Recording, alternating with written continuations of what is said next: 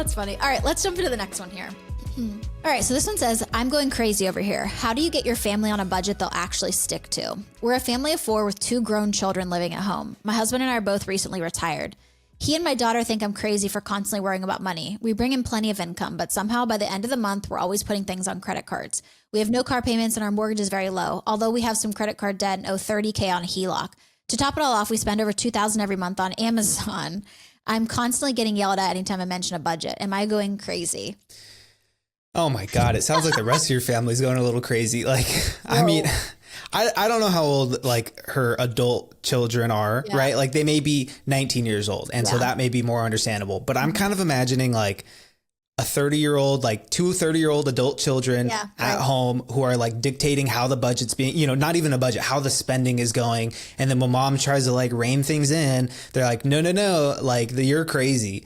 But I don't know. Like, I feel like if they're adults, like if they want to live at home and you're cool with that, that's your own deal, right? But I do think that they should be bringing in their own income, right? Responsible for their own needs. And then that they should be contributing to the household at some way because you're giving them free rent, right? You're giving them a place to live. You're probably cooking most of the meals. Like hopefully you're not doing their laundry also, but they're also like, they may be adults, but they're still your children. Like they don't necessarily get a say in what the finances are. Like it seems like this is more of a miscommunication between like the husband and the wife, right? Like the husband kind of gets to hide behind like the kids getting in the way of the argument. But like at the end of the day, like they are not aligned on what the plan is for the future.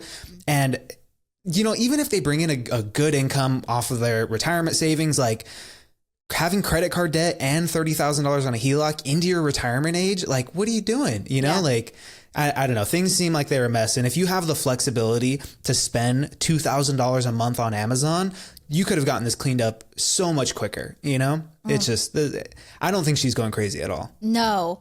And immediately when I heard the $2,000 every month on Amazon, like, I'm sorry, you're putting things on credit cards, but you're spending $2K on Amazon every month.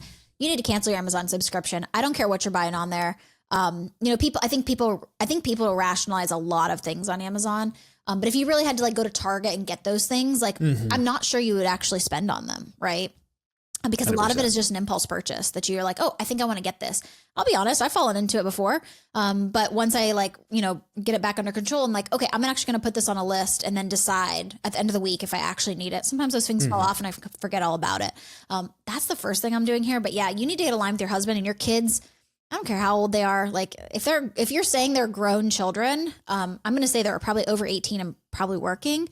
They do not get a say in your finances and they should probably be contributing a little bit, especially because of all the credit card debt and stuff that you have. Yeah. This is insane. Yeah. I mean, the whole family sounds like they have like a clear spending problem. And I think when it comes to like, how do you get them to stick onto a budget? First, I don't think you need to get your family to stick on a budget. I think you need to get you and your husband to stick on a budget. Yeah. And then the kids need to do whatever they're going to do because they are adults at this point. If they want to mess their finances up, you know, that's what they can do. Hopefully they won't. But I think you got to worry about your household, which is you and your husband at this point.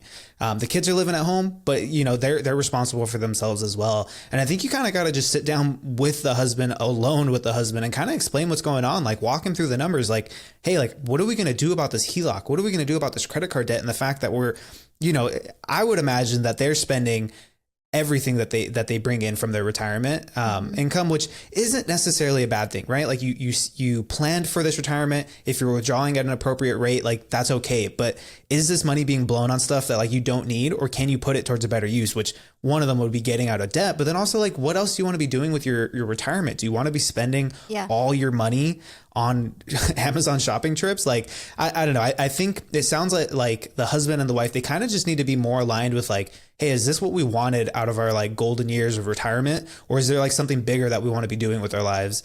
Because they're just not aligned at all right now when it comes to spending. No, I'm guessing the grown children are probably like, they're probably still paying their phone bills and like groceries and like everything like that they paid for their entire lives, maybe even insurances, like because they're on a family plan or something. I'm guessing that.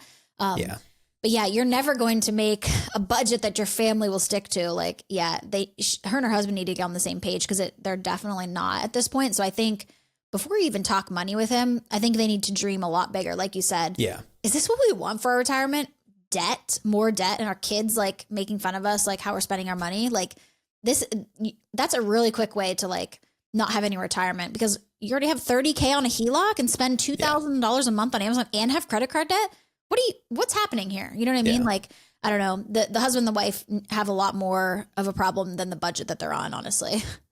Yeah, no, I would 100% agree with that. Like, it sounds like the husband may be the one who's kind of like instigating all of this and is able to kind of hide behind the protection of the kids. Right. And you see this all the time. Like, it doesn't matter whether it's the husband or the wife. Like, if you two aren't aligned with what you want to be doing with your money, like the money then is kind of the least of the problems. Like, your communication as a couple is just it's not on point, and you got to get that down, because then the money becomes a symptom of that. Not being aligned with where your values are is what leads to probably this HELOC and the debt and the thousands of dollars on Amazon. But I'd be curious to see what the rest of their spending is, to see how much more beyond just Amazon is probably being wasted on things that they didn't need, and probably on things that don't go to them at all, that are entirely for the adult kids, you know? Yeah, definitely. I don't know. They need to start with their relationship first and then figure out the budget stuff later, because that's honestly the problem at this point.